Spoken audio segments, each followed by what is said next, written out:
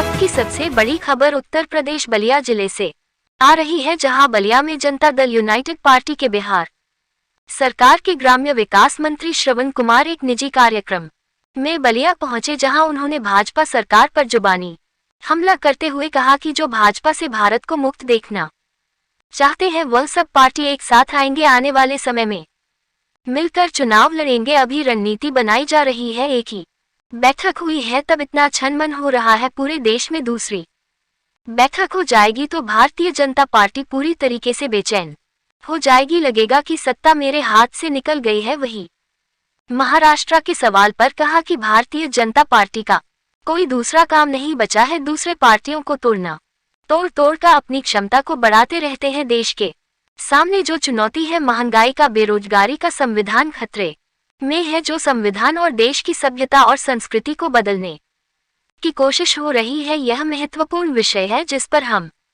लोग काम कर रहे हैं। 2024 में भाजपा से देश को मुक्त करने का अभियान है, इसको सफल बनाने के लिए काम कर रहे हैं। अभी तोड़फोड़ करके वह बड़ी पार्टी बने हैं और इसका खामियाजा 2024 में उनको भुगतना पड़ेगा। आने वाले समय में बीएसपी सुप्रीमो मायावती भी उनके गठबंधन के साथ होंगी। यही नहीं, मंत्री ने कहा कि जेडीयू यूसीसी का पुरजोर तरीके से विरोध करेगी। वही मंच से किसानों को लेकर कहा कि क्या किसानों की हालत कर दी है, कहा कि किसानों की आमदनी दुगुना कर दूंगा। देश में किसान आज आत्महत्या जरूर कर रहे हैं, हमारे किसान खेती को छोड़कर नौकरी की तरफ जा रहे हैं, व्यापार की तरफ जा रहे हैं।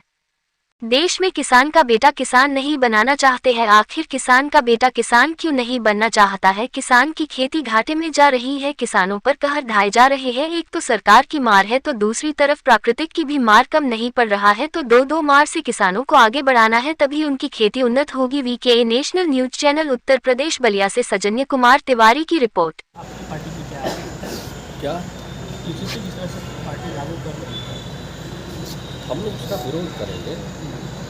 देश में जिस तरह से नफरत का वातावरण पैदा करने की कोशिश हो रही है भारतीय जनता पार्टी को, उसका हम लोग विरोध कर रहे हैं और लगातार इसका विरोध पूरे देश में हो रहा है। मंत्री जी, जिस तरह से आपकी विपक्ष जो है एकजुट हो रहा है और तमाम ऐसे संकेत दिए जा रहे हैं पूरे देश भर में, लेकिन जो देश की सबसे बड़ी पार्टी है मायावती बीएसपी, वो आपके साथ क्यों नहीं है और क्या उनको लाने का कोई प्रयास हो रहा है आपकी तरफ से? समय आने पर सभी पार्टियां एक होगी। जो देश के अंदर जो महंगाई है, भ्रष्टाचार है, बेरोजगारी है, देश की संपत्तियों को औने पौने भाव में चंद मुट्ठी भर लोगों के हाथों में जो बेचा जा रहा है, और ख़ास करके जो गुजराती लोग हैं पूरे देश पर जो हावी हो रहे हैं, उससे पूरी देश में चिंता का विषय है और इसको लेकर सब लोग गोलबंद हो। तो बैठकों में मायावती का ना आना और ना बुलाना, आने वाले इंतजार कीजिए, थोड़ा वक्त दीजिए, आने वाले समय में वो भी होगा जो आप बात चल रही है क्या मायावती से किसी तरह के गठबंधन को लेकर? जो मायावती से कोई बात हुई है इस मुद्दे पे? जो भाजपा से भारत को मुक्त देखना चाहते हैं वो सब पार्टियां एक साथ आएगी और आने वाले समय में सब एक होकर के चुनाव लड़ेंगे।